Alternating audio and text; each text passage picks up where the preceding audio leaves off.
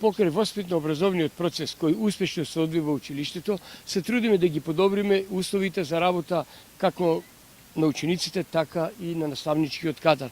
Тоа значи дека секоја година нам ни се наменети средства за одржување на згради и слично, така што овие средства ние ова година во соработка со локалната управа и граначалникот Зоран Заев се договоривме, намената беше средствата да бидат наменети за следниве работи. Нашата зграда е мощна стара, од 1946 година, нереновирана фасада, па затоа решивме колку толку да ја дадеме нова физиономија на училиштето. Тоа значи дека лупење на ризлата, премачкување со слој, па потоа фасадекс и некои други работи кои што беа потребни, лупење на цокле, каде што имаме влага во долниот дел на училиштето. Со тоа ќе мислиме дека ќе биде едно успешно завршена работа.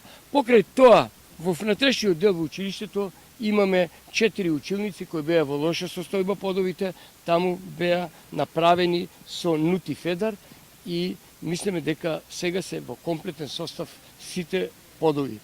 Покрај тоа, уште една работа сакаме да завршиме, тоа е уредување на училишниот двор, кој што имаме еден од најдобрите училишни дворови во Република Македонија и за тоа бевме прогласени заедно со едно училиште од Крива Паланка за најуреден двор.